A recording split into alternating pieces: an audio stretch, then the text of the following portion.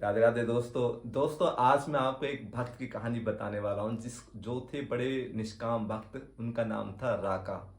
वो भगवान के इतने बड़े निष्काम भक्त थे कि थे तो वो गरीब, लेकिन भगवान से कुछ भी अपेक्षा नहीं रखते थे और ना ही भगवान को कुछ शिकवा किया करते थे। नाम था राका। और वो इतने गरीब थे कि जंगल से लकड़ियां काट के और उनको बाजार में जाकर बेचकर अपना जीवन निर्वाह करते थे। और इस गरीबी को देखकर नामदेव नामक एक संत थे, उनको बड़ा उनके ऊपर तरस आता था। उन्होंने भगवान विट्ठल से कहा कि प्रभु इनकी गरीबी दूर कीजिए, ये इतना कष्ट से अपना जीवन व्यतीत कर रहे हैं। तो भगवान बोले ये मेरे ना निष्काम भक्त हैं और ये इनको देने पर भी ये कुछ नहीं लेते हैं, तो मैं क्या करूं। तो नामदेव जी बोले नहीं नहीं प्रभु कुछ तो इनकी मदद कीजिए। तो भगवान बोले चल भाई ठीक है। भगवान ने क्या किया कि सोने के गहने और असरफियां जिस रास्ते से वो जा रहे थे उस रास्ते में डाल दी ताकि ये देख ले इनका काम चल जाए।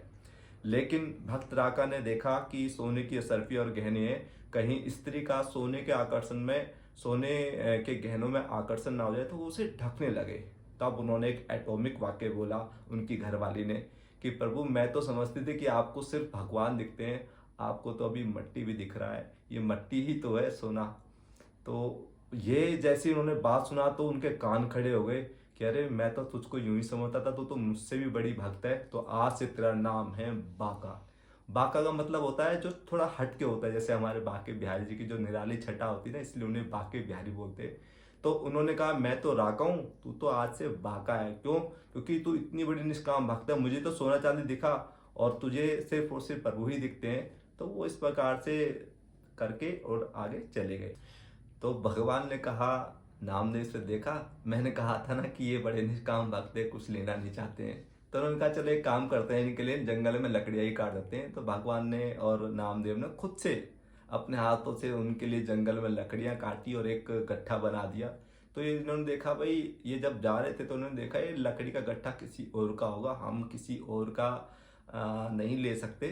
तो उससे आके आगे बढ़ने लगे, उसको टालकर आगे बढ़े। तो भगवान से अब रहा नहीं गा कि यार इसने ना तो सोने की असरफियां ली, ना हमारा दिया हुआ लकड़ी का गट्ठा ही ये स्वीकार कर रहा है, इसे क्या दें। तो भगवान प्रकट हुए और बोले अरे भाई कुछ तो हमारी सेवा स्वीकार कर।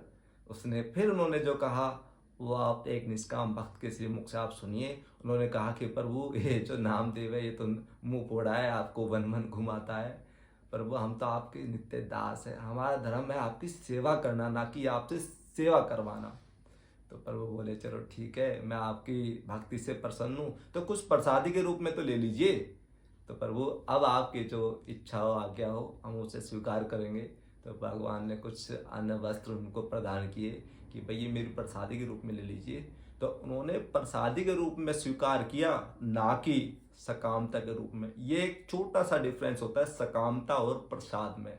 सकामता क्या है कि हम कुछ ना कुछ इच्छाएं पाले हुए हैं और इच्छाएं हमारी भगवान का विरोधी है, क्योंकि भगवान के प्रेम में देना देना होता है और इच्छाओं में लेना लेना होता है।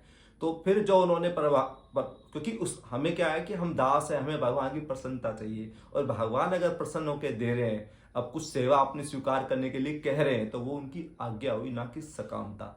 तो उन्होंने उसे बड़ा प्रसाद, उस प्रसाद को बड़ी प्रसन्नता पूर्वक स्वीकार किया और उनका जीवन धन्य हुआ।